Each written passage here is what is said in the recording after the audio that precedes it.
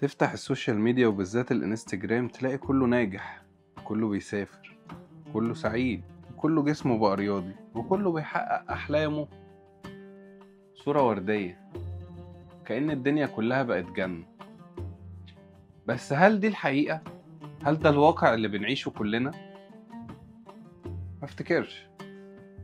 النجاح اللي بتشوفه على الانستجرام ده جزء صغير من الحكاية. ده الناتج النهائي بعد سنين كتير من الكفاح والوقعات والفشل اللي محدش شافها.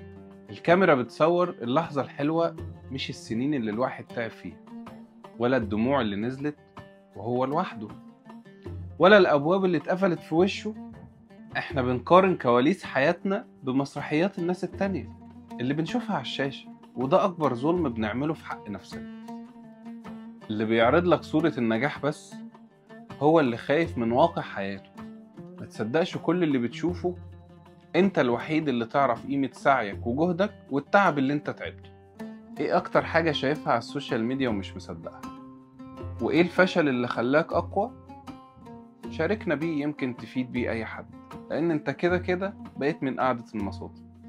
قعدة مصاطب مع دكتور عبود.